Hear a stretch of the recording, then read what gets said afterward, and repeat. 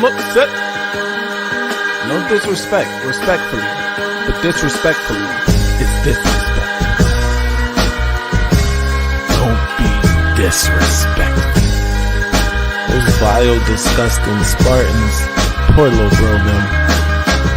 And I'ma tell them why I'm mad. That vile, disgusting cesspool in Columbus. The other state. And of course, as always, I'm upset.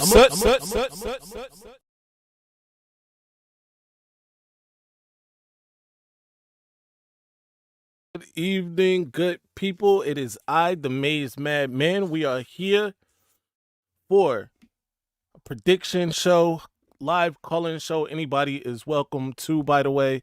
We like to do that to welcome Michigan fans and fans of other teams to come on up, have their little moment. A couple, I guess last week during the Ohio State or the other state Oregon game, we had a good showing. A lot of people came up and expressed jubilation for Ohio State finding or snatching victory out of the jaws of defeat. That was a great time. Shout out to my guy Nevada Buck, who's in here, a moderator. Be sure to listen to what Nevada Buck has to say if you're in here for the first time. Shout out to him. Rip Star is here, of course. Rip Star is the greatest. It wouldn't be a show if Rip Star wasn't here. And to celebrate, I'm the best there is. Woo! Woo! Woo! Woo! Woo!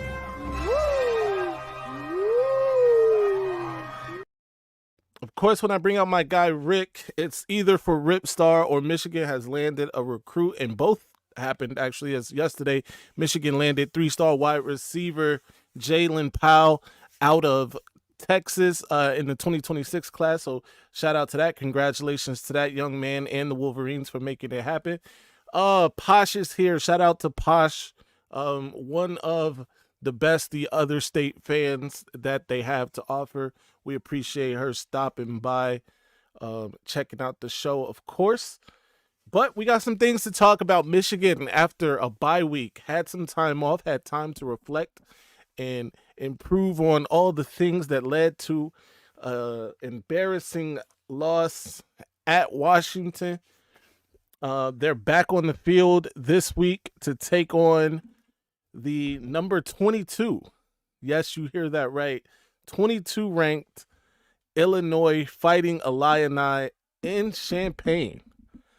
So it's another true road game for the Wolverines. The last time and the first time they went on the road was 2 weeks ago to Washington. Of course, that didn't turn out great. Now they're back on the road after a bye week, hoping for better results. Before we get into that, though, I have to do this. If you saw my last video about Jalen Powell's commitment and also about the huge rumors that are circulating around Michigan message boards, then you also heard me denigrate to a certain degree a Michigan player that's on the team now, currently Jaden Davis. I mean no disrespect to Jaden Davis. In fact, I want to apologize to Jaden Davis and his family because that was a bit harsh for sure. There is no evidence, no data out there that says he is not playing to protect his brand or any of that. All of that is conjecture and rumor, and that's not fair to the kid. So I want to be the first person to apologize to that. By the way, Jaden Davis is actually on a Michigan roster. He is, as it stands right now, the future of Michigan football. So definitely don't want to disrespect that. Shout out to Jaden Davis. My guy Tapes the Kane is here. Shout out to you, sir. No Maniac today. This is just Madman and his preview show. Maniac will be here tomorrow for sure. Immediately following the game for immediate reaction. Monday, of course, we do Eminem Monday. It's going to be a great time for that. If you're not a member, become a member, by the way. Hit the like button if you haven't already. Let's get into it. So, as I've already said, Michigan traveling to Champaign. Michigan is about a 60% favorite. according to ESPN's prediction machine, giving them a 59.6 chance to win the game against Illinois Saturday. That said, Illinois is the higher ranked team. Illinois probably has the better win. It's arguable because Michigan does have that USC win, but Illinois has a win at Nebraska over Nebraska in overtime. They also played Penn State pretty tough for most of that game. They ended up losing 21-7, but they were in that game for most of it. And they have a win week 1 over, at the time, I believe, a ranked Kansas team. So it's not like they're complete trash, because they are not. That would be ill-advised of Michigan to believe that, by the way. But they are a good team. They have Luke Altmaier, who's playing absolutely great football right now. 14 touchdowns to only 1 interception. He's well over 1,000 yards passing, 1,426 yards passing for Luke Altmaier so far this season. He's playing really good football. Bielema has these guys playing pretty decent football, and they aren't giving up a lot of points outside of last week. Of course, they allowed 49 points somehow to Purdue. That's inexplicable. They took their foot off the gas, couldn't get it back. That happens sometimes when you do things like that. Obviously, for them, it was a bad idea, and they should never have done that. That said, they found a way to get the win. That's what's most important, 50-49 in overtime over Purdue.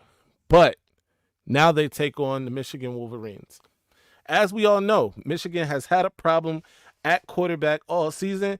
Michigan has had a problem along the offensive line all season. I'm talking to you, Evan Link. But it's not just Evan Link. Giddis is out. Crippen, who I think has played better at center, is in. Miles Hinton is still up in the air as far as I know. In fact, the last thing I saw said that he may not be playing, so keep that in mind. And he hasn't played, I think, since, was it USC? He left that game?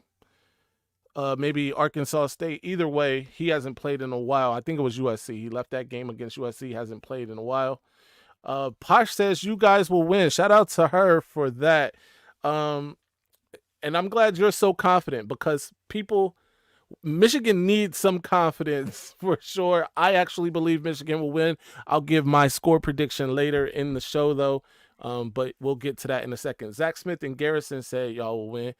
Shout out to Garrison. Shout out to Zach Smith. Zach Smith giving Michigan some credit. That's a huge step forward for Zach Smith. Shout out to that guy. Garrison is a friend of mine. I appreciate that. Shout out to Garrison. He just happens to be a fan of that vile, disgusting cesspool in Columbus. No disrespect, respectfully, but disrespectfully, it's disrespectful. That said, the injury report for Michigan looks at something like this. Miles Hinton, who missed the game against Washington, a game that Michigan ended up losing, but according to the coaches was trending in the right direction. It is still not known if he will play. That's kind of crazy. Derek Moore traveled with the team to Washington, did not play. He's also trending in the right direction. He did practice on Tuesday, so that's a good sign for Michigan fans for Derek Moore that he will play. He's, by the way, as good as my guy has been. Derek Moore has been Josiah Stewart. As good as Josiah Stewart has been, Derek Moore has been pretty good himself. He hasn't gotten the sacks, but he's definitely getting the pressure. He's definitely winning his matchups more often than not. He just needs to put it together, get to the quarterback, and that's really the only difference between he and Josiah Stewart at this time. Linebacker Jimmy Rolder was held out of the Washington game too. He's in a, quote, good place, but we'll see. That is the quote. Good place, but we'll see for Jimmy Rolder. Hopefully he can get out there. Dominic Giddis, I spoke about him. It looks like Crippen pretty much has that position locked up. He missed the Washington game. He did travel with the team. I've heard from insiders, though, that this could be a lingering thing like all season. Maybe this position is Crippen's now for the rest of the season, but we'll see how it all plays out. Amir Hall, the corner who missed the Washington game as well with the undisclosed injury. Nothing has really been said about him and his availability, but we'll find out. But that is pretty much Jaden Mangum is still dealing with something, as Coach Moore likes to say.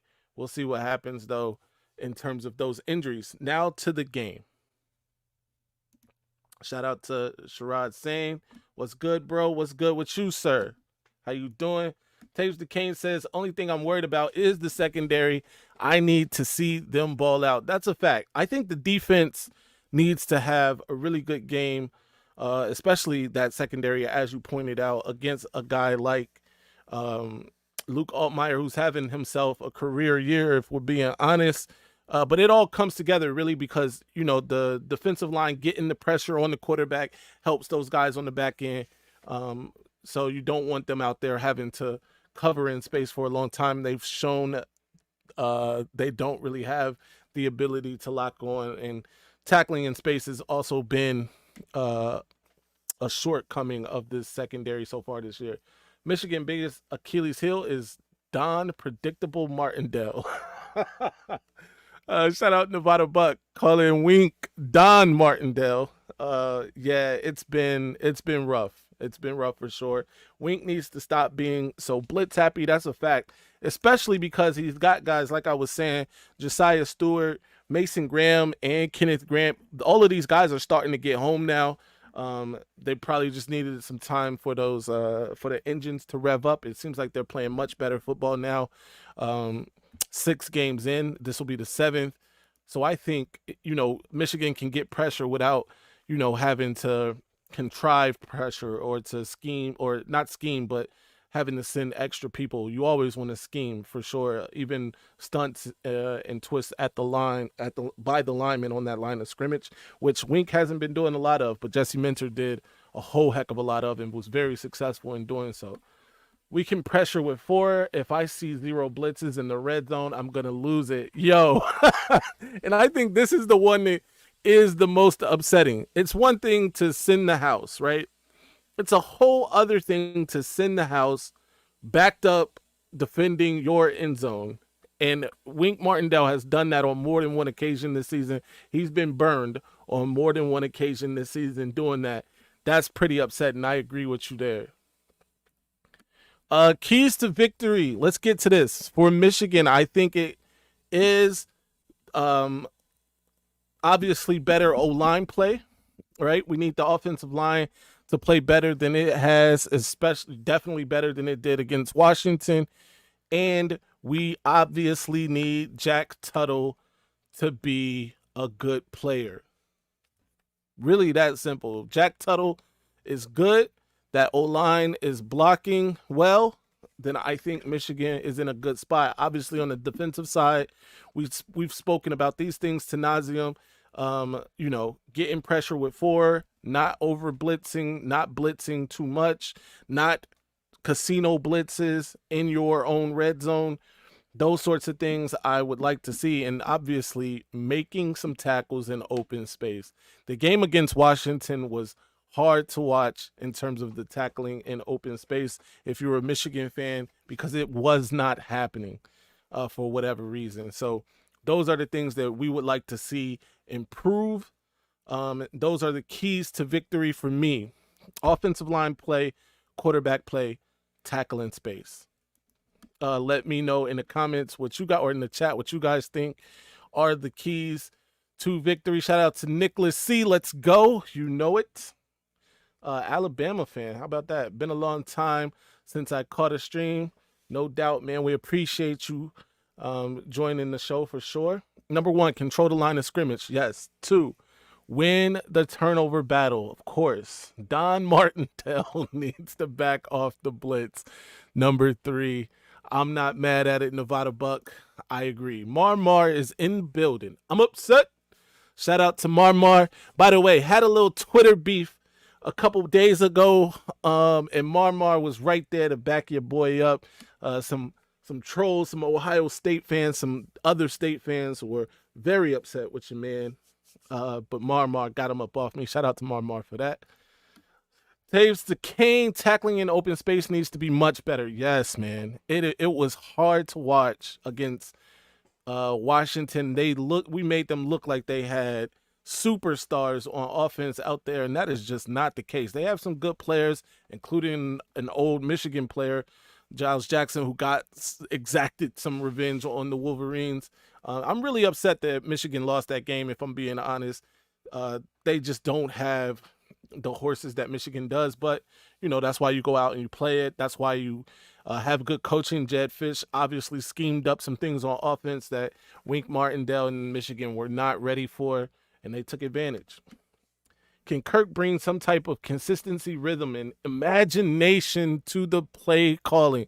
Shout out to Sherrod for this. That last part is huge. There's no imagination so far in Michigan's play calling this year. Like zero. There hasn't been a play that was called that I was overly impressed yet. It just seems very basic lineup. We're either going to run it left, we're going to run it right, we're going to run it up the middle, or, we're going to pass to Colston Loveland, basically. That is the playbook. And by the way, I think Colston Loveland has to get the ball in this game, but we have to scheme up ways to put the ball in Colston Loveland's hand. I don't know if you guys saw the who was doing this? Penn State, I believe. They got their tight end the ball 3 straight plays in 3 completely different ways. And that's something that Michigan needs to do. The scheming has to get better, period. At Nicholas Nope, Stevie Wonder could tell you what's Don Martindale next play. Mar, Maze, you my guy. We family, go blue. No doubt, go blue. Sherrod, short answer, no. Long answer, no. Nevada Buck has had enough. Shout out to that. Yikes. Yeah, there's a reason he was fired when I saw he was coming to Michigan. Damn it. Yeah, look, I will say this. Wink Martindale is out here coaching like the guy that's been fired from his last 2 jobs. That's just a fact. We're going to have to deal with that. Wink is going to have to be better. I was halfway playing when I was on another show talking about how Wink needs to call up Jesse Minter. He needs to call up Mike McDonald. He needs to get some of that juice.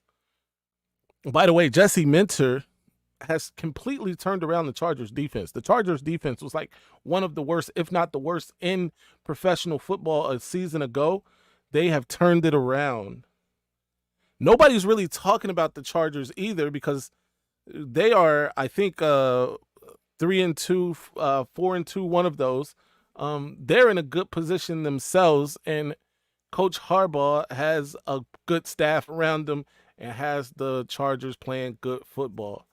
But we know we don't have those guys. However, I'm sure they're just a phone call away. Wink can make the phone call, get the juice, get this team back on the right track. Didn't PSU tight end have like 17 catches against USC? Say it again. They got that man the ball in every which way.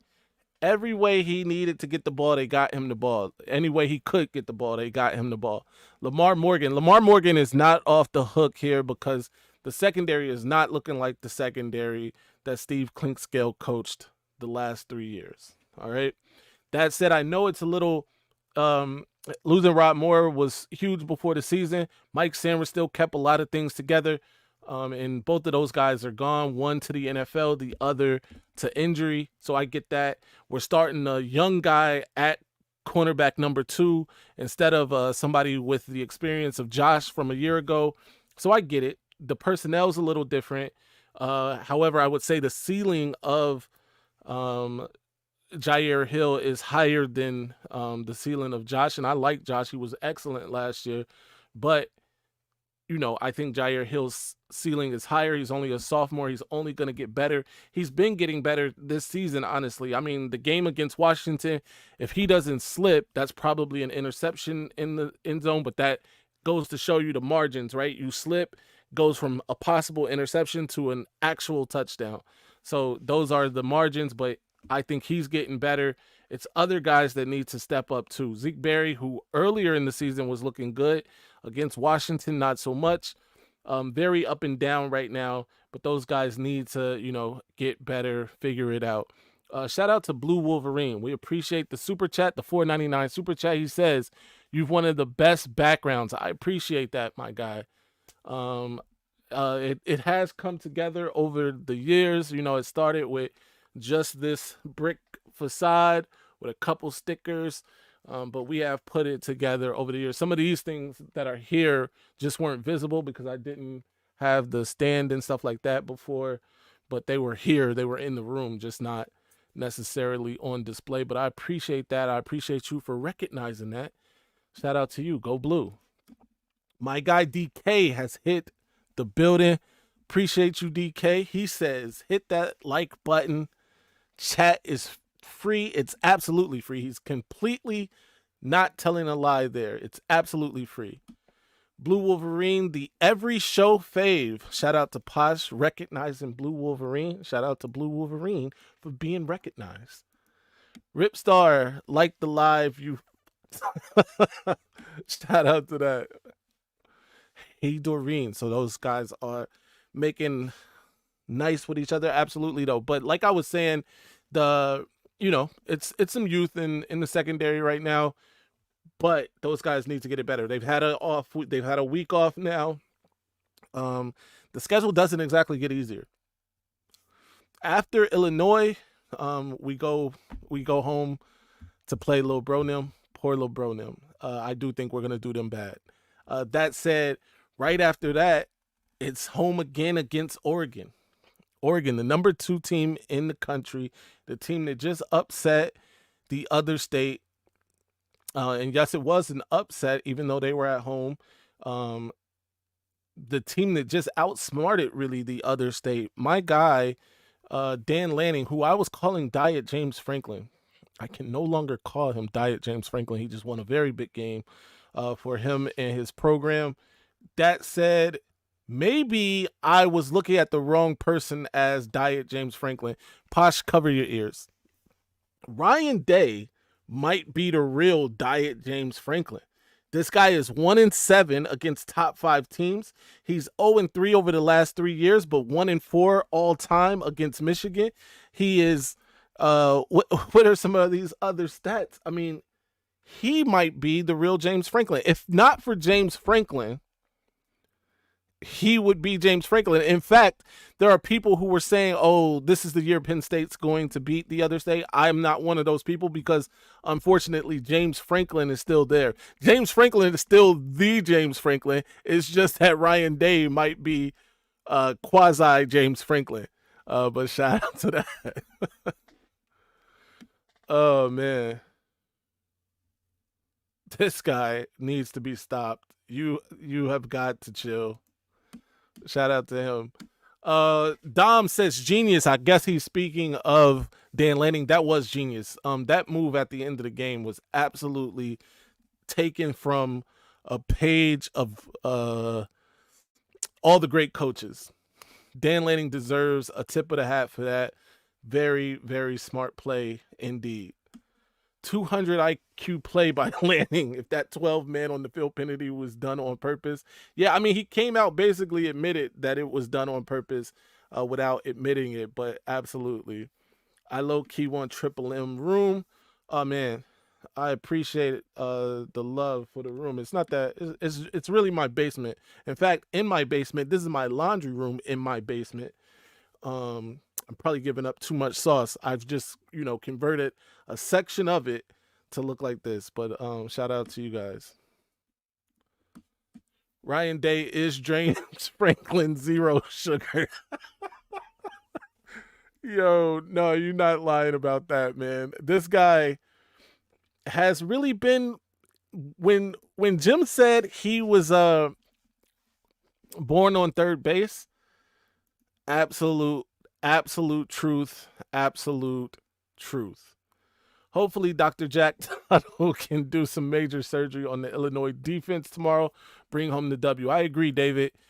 Jack Tuttle, who has been playing college football since the Obama administration, needs to be very good this week. He needs to show us something. And it's not just on Jack Tuttle, if I'm being honest. The offensive coordinator, Kirk Campbell, like I think Sherrod pointed out earlier, we need to see some imagination in that offense.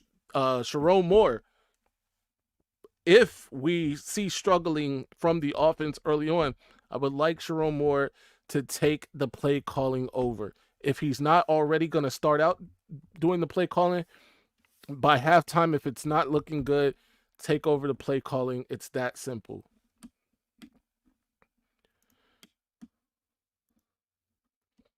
Underwood gonna suit up. Couldn't resist. Yo, no. So there, the rumors. The rumors are the rumors.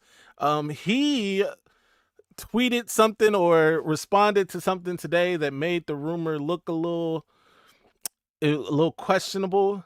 But I mean, either this guy is a master manipulator, the rumor is completely unfounded, or he's playing along and this thing is gonna happen.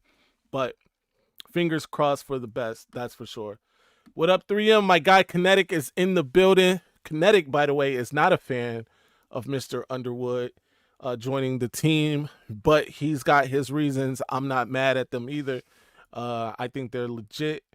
It's just that, man, he's 17. I'm not going to hold it against him too much. And he's clearly the best player in the country right now.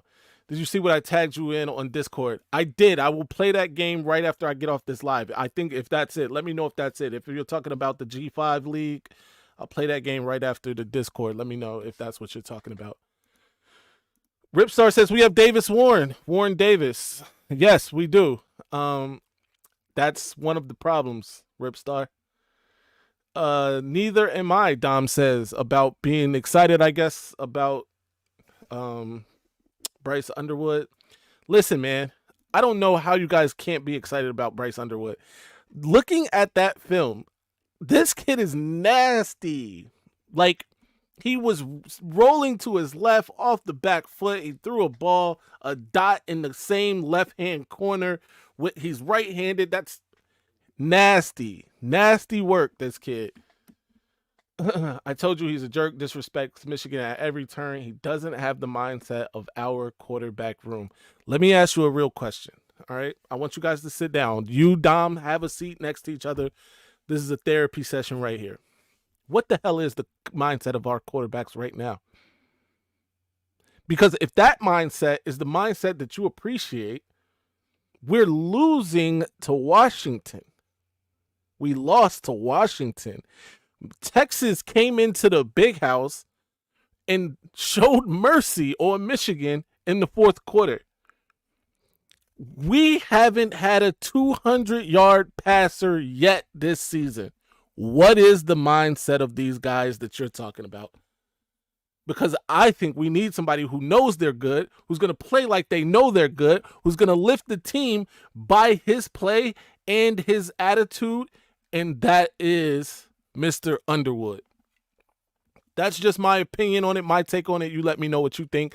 The link is in the chat, by the way. If you want to hop up and talk about it, we can talk about it. I just dropped a fresh one in there for you, but that's my take on it. He's only 17. Let him mature under our culture. Facts. Boxamania has been giving them too much galaxy gas. I said nothing about our stable of broken mule. That's fair. Bro, I'm sorry, but why is Tavian St. Clair higher than Underwood? Underwood was way better filmed than Tavian. I guess it depends on what service you're looking at, because on the service that I saw, Underwood's number one overall. But I think one of them did just do some reshuffling, and maybe Tavian jumped him then. Tavian's not a bad quarterback either. It does make me question why he's going to the other state, being that there are at least two guys in front of him, Julian saying, unless they're just saying, I don't know. I mean, but I also appreciate him not shying away from the wreck, if you will, not shying away from competition. So, I mean, either way, it's a good look for him to accept that. So I'm in for it. Call in, Buck. Yeah, call in on Rivals. Okay, that makes sense. Yeah, I'm not on Rivals. I use on 3 and 24/7, but that also makes sense. Yo, come on. Yo, don't do that. I would kick the shit out of my 17-year-old self for some of the stuff I said. That's a fact. I mean, we act like we weren't 17 at one time. It's come on. We got our first caller. What's good, Steven? How you doing? I'm not upset. Well, not yet. See how they perform tomorrow. Right. But I just wanted to speak on the potential Babalola commitment. I think it's happening hopefully tonight or tomorrow.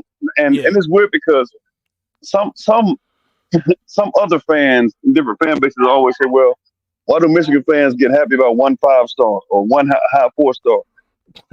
And when you look at O State, right, we just take the two normal best teams in the Big Ten. Right. It's about what your foundation is, right? So their foundation is wide receivers spreading the ball out. Right. Michigan's foundation is the trenches. Off. So Yep.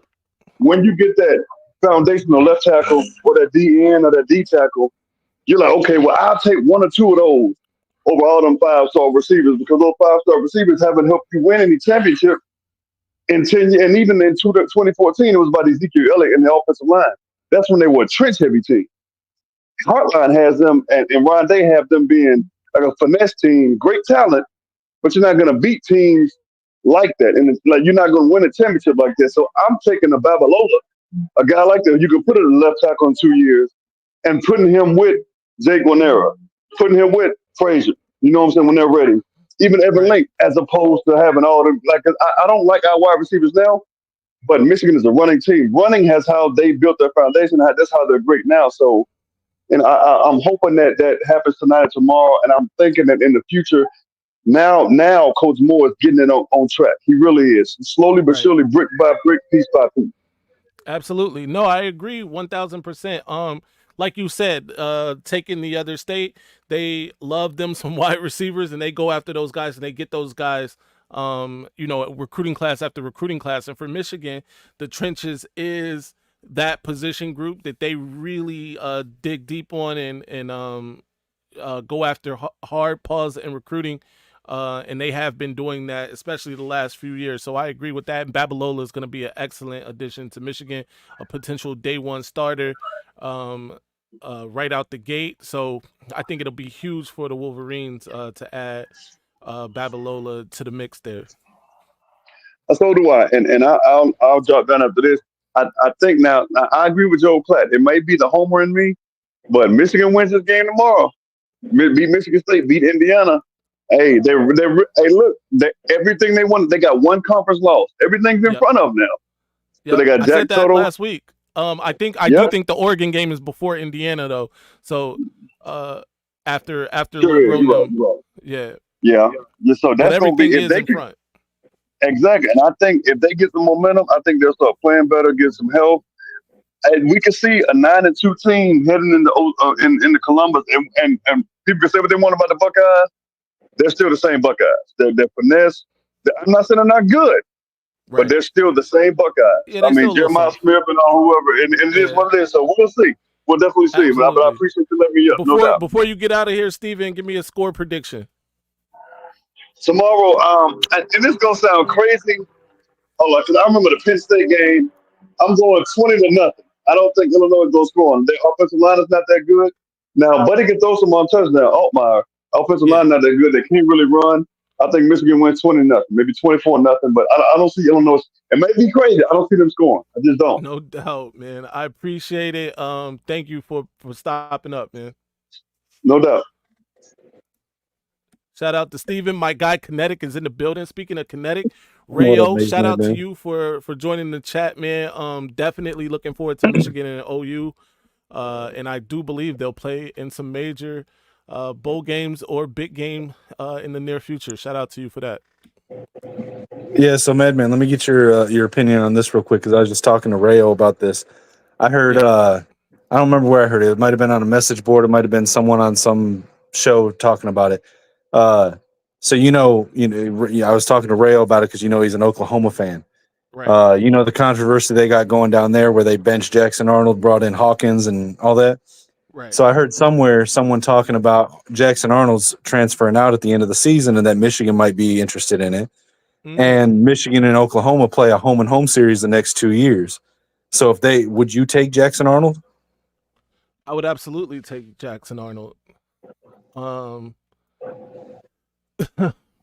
Jackson Arnold is better than everybody we've seen play quarterback for us so far this year.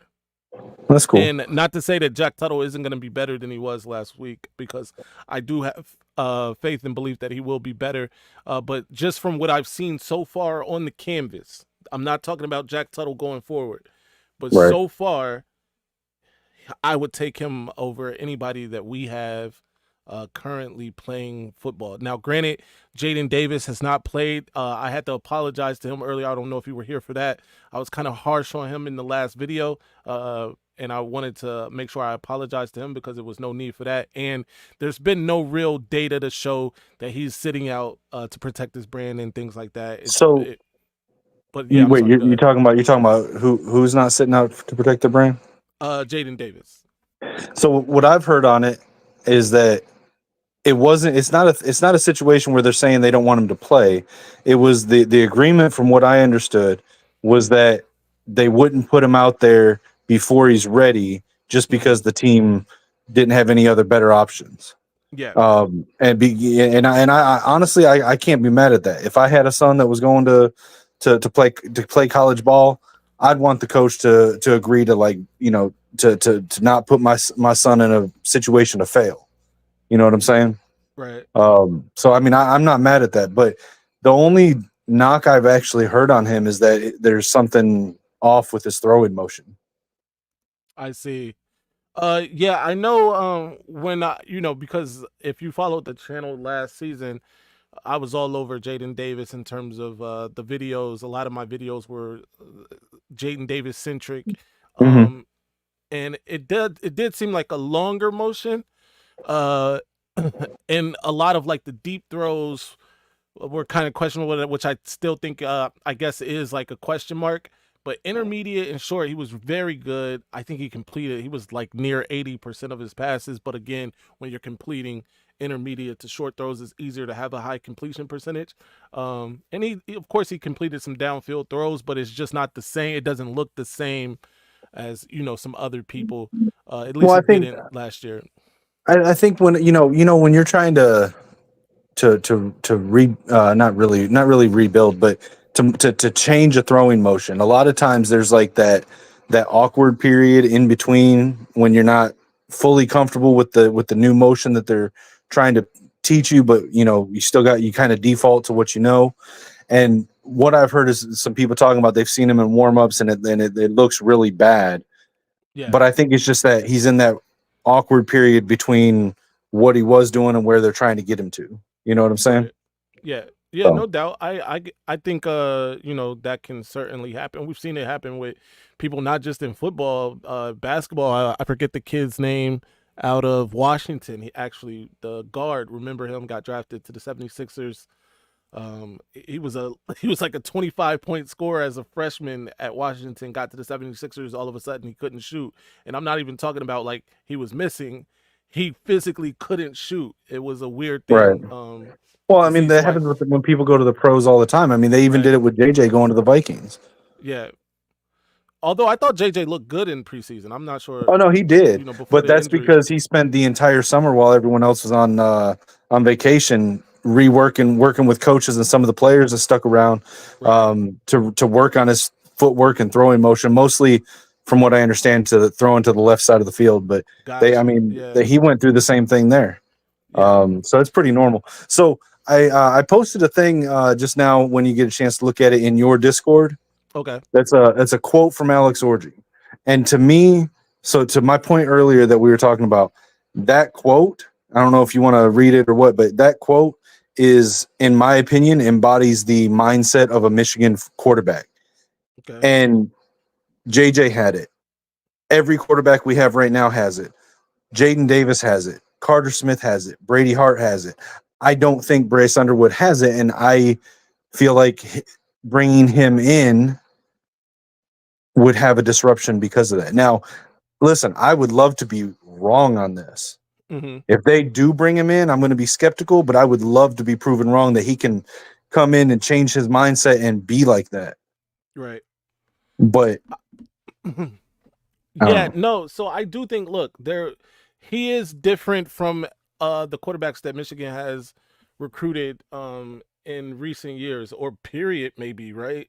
Nobody has seemed to be as outwardly full of themselves, if you will.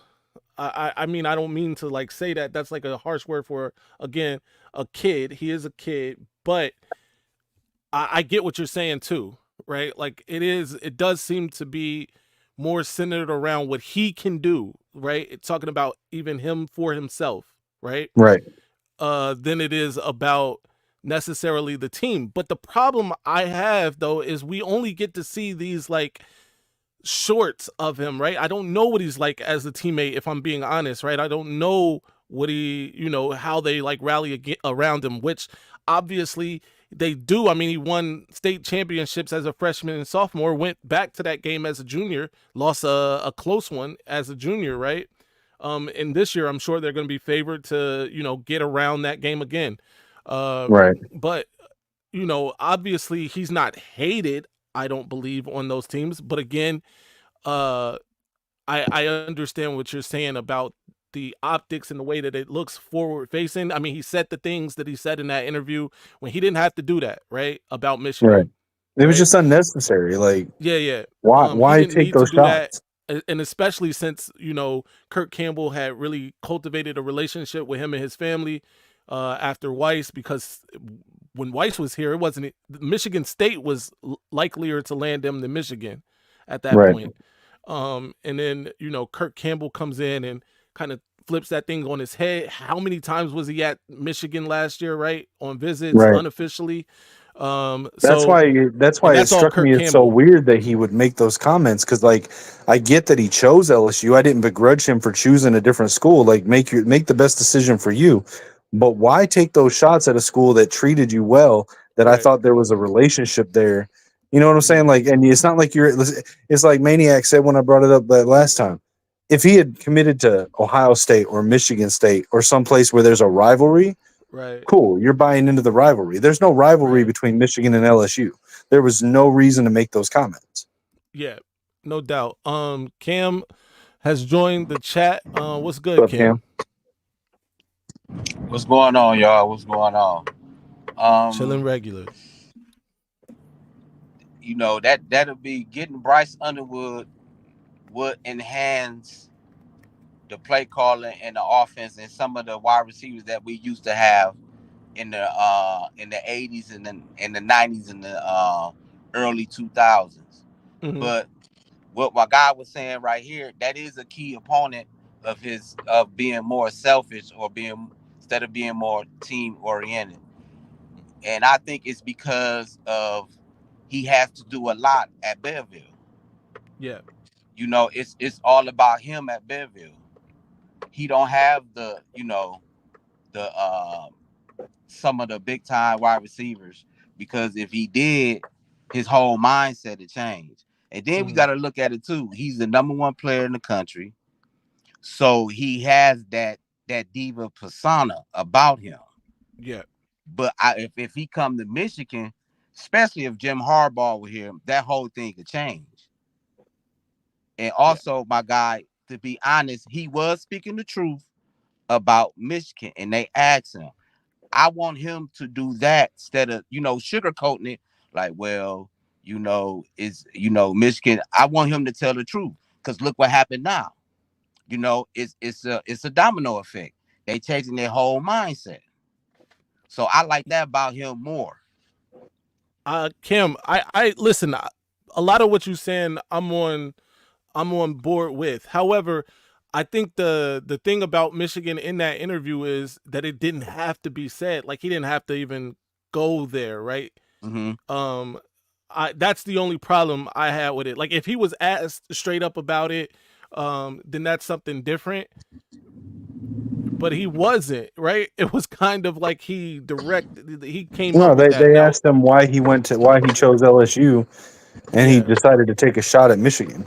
Yeah, I mean, he could have just said why he chose LSU, right? He could have said, "I like what LSU has to offer." Now, granted, again, I'm not trying to rehash that and whatever. Like, he is a kid, he is an honest kid, obviously, about how he feels, and sometimes that is it can rub people the wrong way. It obviously rubbed Michigan fans the wrong way, and when I saw it, I didn't feel great about it. Um, but I also understand too. Like, I mean, he's a child at this point who is getting, how often are 17-year-olds interviewed by grown people about football, about a sport or anything really? You know what I mean? And he's got a lot of attention on him. I'm not trying to make excuses. I just think he is as good as advertised. Um, how much we've been lying tonight, right? I mean, it's just, Um, I want us to open up the playbook. I want us to be more, like what Kirk Campbell wants to do with the playbook, and I want to see us go in that direction. But I don't want to see us lose the team aspect of the players that we bring in. It's like how we get receivers, but you're not just here to catch balls. You're here to you got to be able to block. You got to be able to play every right. aspect of the position and be a part of the team. I don't want to bring in players that are unwilling to adopt that mindset. Yeah. No, I understand that, and I agree with that to a certain point. However, if it's one Bryce Underwood, let me give it to you this way. Let's do some different math. It's one Bryce Underwood. It is how many team players on the football team, right? Upwards of 70, 80 players on the football team.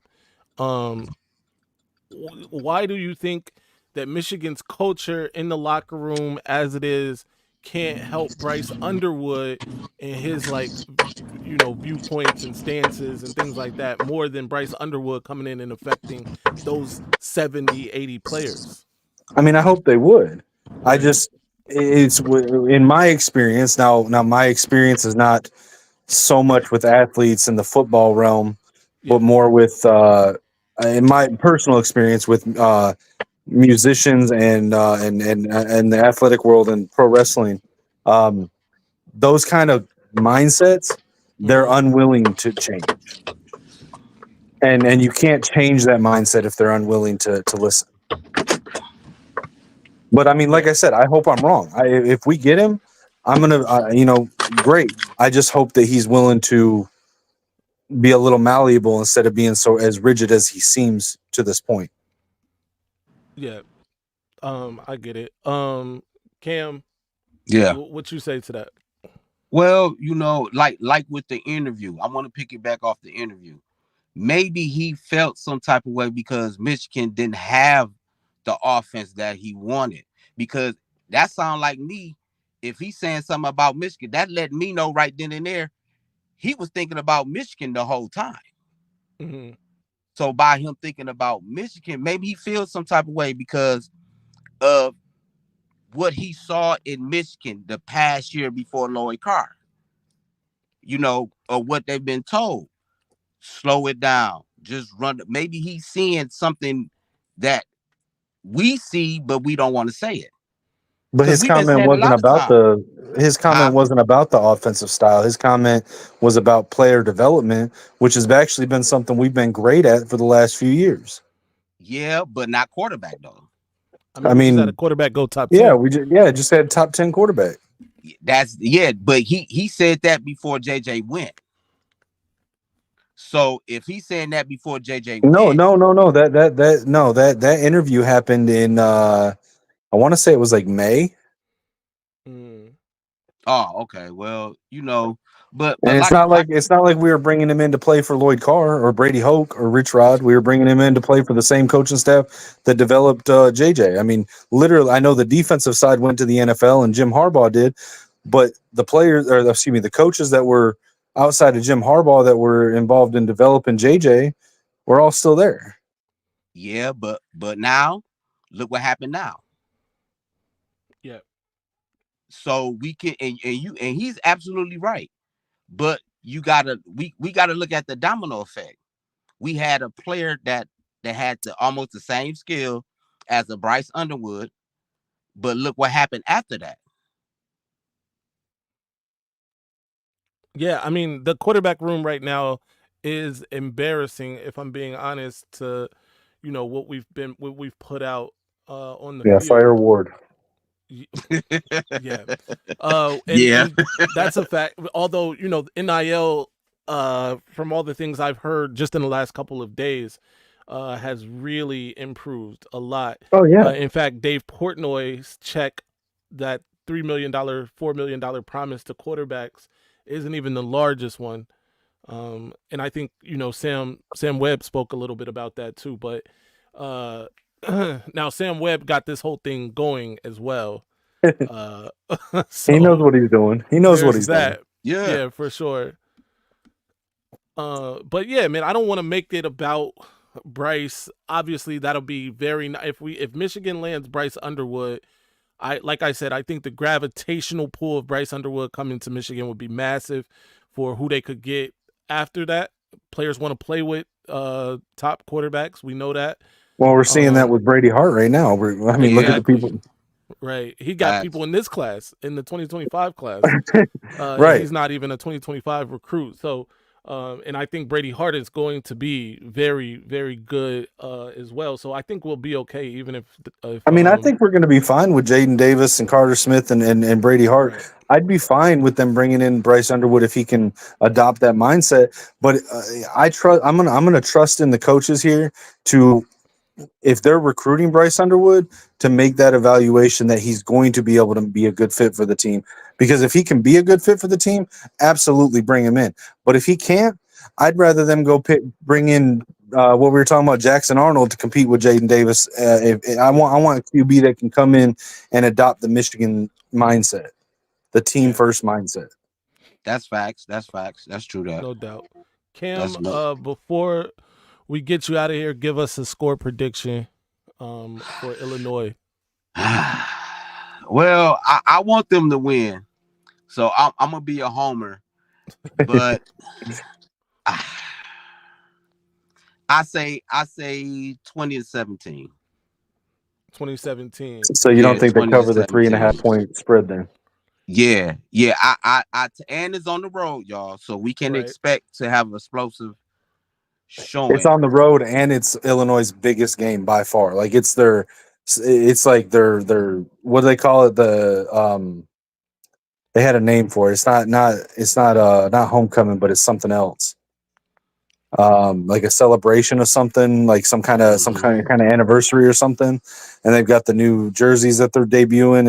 I mean, we're by far their biggest game. So they're gonna Yeah. come out pumped. Now No here's the key. doubt. I want to say one more Thank you, thing, then Posh. I Go get off. blue. Here's the key. To me, is the second half. The adjustments in the second half. The first half we do fine. Yep. It's my concern is the second half with the offense and the Mhm. defense adjusting in tight games. How we going to be if it's tight? Can we fall back on the play that's going to get us a sure touchdown or at least a first down? Right. So I Yeah, appreciate you guys. Go blue. Let's win, Michigan. No go doubt. blue. Go blue. Shout out to Cam. Kinetic. Okay.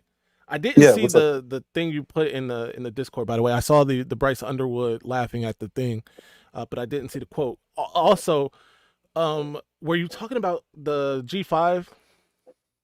No, I mean, so here's Okay. the thing. I love our leagues, but I'm not going to come on your show trying to talk about Okay. you playing a video game. Like, All right, cool. All right, I was just making sure. Not but I because got I I didn't got a see it. question for you though. Because I know you got a line to our boy Marsh, Andrew Marsh, Yeah. right?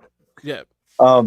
So talking about him, but also kind of in a broader scope, right? Yeah. I know we get on here and we talk about the coaching staff and we've mentioned multiple times that the ones that are kind of under the spotlight right now are we talked about Ron Bellamy. Yeah. If we do make a change there, do you think that affects any of our current wide receiver commitments? I do. Think it affects the kid from Louisiana.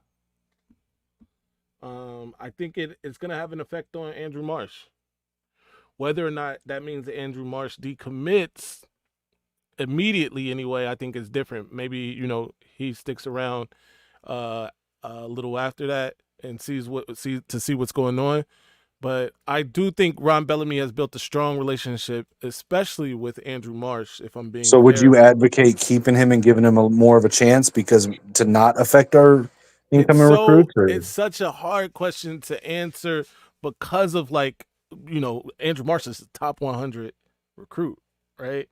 Right. And really has the ability to uh, change fortunes for Michigan at that position. It's been a long time since Michigan had an elite wide receiver uh, of that caliber. But I also think you can't be hamstrung, right? We can't handcuff ourselves. Or yeah, we can't handcuff ourselves just because a guy has a couple recruits on the docket. You know what I mean? Right. If the development this year and going forward, if the development this year at that position doesn't get better, if guys don't start making plays, I mean, I've said it before. I'm in favor of. I don't necessarily want to get rid of any of them this year. I want to give them a full off season. I'd be for giving this coaching staff one more year as a yeah, staff, as a team together, and see I what agree. happened. Yeah, I'm not mad at that. Vic, what's good? Hey, peace, everybody. Go blue. Go So, blue. Yeah, man. I have a couple questions for you, Madman, and how do you say it? Kinetic. Yeah, Kinetic. Yeah, kinetic. Peace. How y'all doing? So, real quick, this game against Illinois could get real interesting because Michigan owns Illinois as far as recruiting goes. Right. Mm-hmm. And Illinois is on the rise with their team over several years, grabbing players from here, there, probably all over the country, putting their imprint in. So if we're looking for quarterbacks in the future, well, we're going crazy over Bryce and everything that means. But for the future, do you think that how Sharon Moore handles this quarterback carousel may affect future QB recruiting nationally? Because why would you come to Michigan if you know they're a mess and nobody's really gonna train you and do what you need to train you the right way to be a good NFL prospect system quarterback? You gotta call on the 7th year dude to save your season. You know what I mean? What's your thoughts on that? I think you make a fine point. If I am a top level quarterback, right? I definitely have questions, especially after this year. We've played 3 quarterbacks in 6 games. You know what I mean? And not because of injury. That has to, raise an eyebrow at the very least, a red flag, possibly at the most, right? But I also think that that's not necessarily this coaching staff's fault. That recruiting needed to have been done before these guys. Now, granted, some of these guys were part of that staff before, so I guess a little bit of that responsibility lies on their shoulders too. But for the most part, I think that this coaching staff kind of gets a pass a little bit on this quarterback carousel. There isn't none of those guys, right? Of the 3 quarterbacks that have played were highly touted, right? One of them is a Davis walk-on. Warren was before Right. before he had the cancer, but yeah, before cancer, you're right. But he ended up being a walk-on. right. My guy Tuttle was 1-4 as a starter before transferring to Michigan. 6 touchdowns, 6 interceptions. I don't think he was a low rated recruit. Tuttle was No, originally. he wasn't actually. He wasn't. He was a 4-star recruit. Yeah, but on some services, so was Alex Orji. Yeah, but Alex Orji wasn't a 4-star QB recruit. Maybe not. All right, but the point is, I do think, Vic, you're on to something. There has to be some cause for pause. But I think guys like Brady Hart can change that. Guys like Jaden Davis, if he turns out to be the player that he's supposed to, can change that. Kinetic, what's your thoughts? So, two things here. So I think that I don't think it's going to hurt it right now. I think under normal circumstances it could hurt us, but there's a couple of reasons why I don't think this is going to hurt us. I think that we've got a little bit of a built-in sort of excuse when I'm thinking, when they're trying to recruit these players, if it gets brought up again. We just now are getting on the NIL train. I said this when I called in the other day with you and Maniac. We're basically starting 3 years behind. And our last 3 recruiting classes were very lackluster because of the lack of NIL support that we had going back to Ward Manual. So I think that you can point to that and say, this is why we're in the situation we're in now. It's not because we can't develop or scheme or any of that. And then to steal a line from our friend TJ, now you can pitch to these guys that, well, here's what we want to do, but we need you. Yeah. You can be the difference maker. You can be the one to help us go Which where I we think want is to one go. of the pitches to Andrew Marsh. Well, I mean, to Marsh, Babalola, all of them. Right. Yeah. I mean, that's because that's the sort of bittersweet side of what we're going through right now is that, guys that want to come in and look at early playing time, we can say, hey, we want to run this. We don't have the guys. We need you. Right. And so and then on top of that, we've got the history. Illinois doesn't have a history. They'll have a couple years here and there, and then they fall back down the ladder. And so I don't think in this particular situation it's going to hurt us, but I think under normal circumstances it could. Yeah. No doubt. No doubt. Vic, what else you got for us? Oh yeah, so I had some other stuff regarding coaching as well.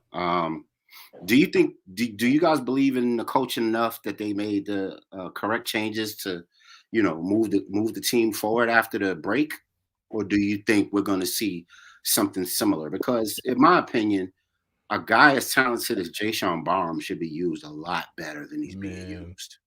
He's one of my disappointments of the season. I thought he was going to come in and be, Devin Bush 3.0 and get it done in a big way, be like a wild child out there. And he looks like a deer in headlights a lot of times. Yeah, he definitely looks lost out there a bunch. It's crazy because I remember him at Maryland. I remember him against Michigan at Maryland, and he was a problem. And now he seems like a liability, which is crazy to me. We know the kind of athlete he was. In fact, his part of one of his greatest attributes was his ability to cover from that position, and he certainly hasn't shown that this season. Right, he's been burned a couple times. But I think I'm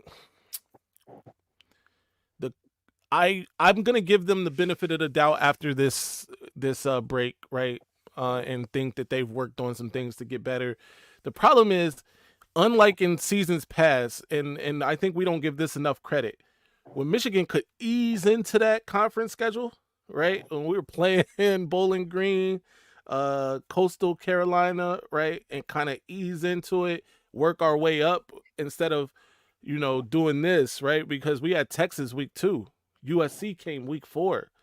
It was right out the gate. You got to be ready, and we're trying to do that with a new quarterback, with new members of the secondary and stuff like that. So that I don't think is getting enough credit. New coaching staff, right? And the defensive coaching staff is completely different.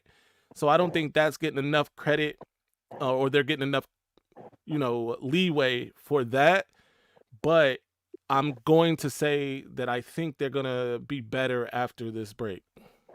Real quick before I get out of here. Do y'all think that Stink Martindale is doing too much with the verbiage? And this is the reason why a lot of our players look like deers in headlights. Like, I've never seen McBurrows look so bad. Like, right. Should they simplify the defense so that these guys could just go out there and be players? Or do you think these guys are getting way too much verbiage and scheme and not enough fundamentals? That's kind of what I see. I agree. And I'll be honest. Like I said, I've maintained from the beginning that I'm a Wink Martindale supporter. I like him. I like his scheme. I've liked his scheme since he was back on the Ravens. I think that that is exactly the problem. I think he coached in the NFL for 20 years, getting players coming in that are 5-10 year vets, and even the rookies are the best of the best college players that make it to the NFL, coming in able to pick up complex schemes, complex verbiage really fast, and he's able to fit them into his system. And coming to back to college, I think he may have underestimated the need to simplify it and fit the scheme to the player's abilities more than he's had to in the NFL. Um, I like Wink. I don't want to fire him right now. I'd like to see him again with, like I said, with all the coaches to get another year in, but that's definitely a change that needs to happen. He needs to be able to have that humbling moment and say, I need to adjust my scheme to fit this situation.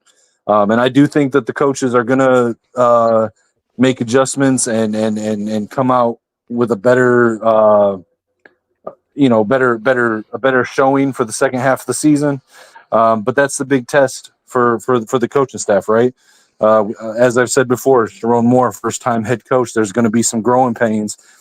Hopefully he's able to adjust, but this may be one of them. I don't know, but I'm going to stay optimistic and to say that, yeah, they're going to. Yeah, I think Wink the verbiage needs to, be dumbed down a little, if that's the word you want to use. I also think he needs to look at some tape over the last 3 years. Guys from his system, Mike McDonald and Jesse Minter, have Yep.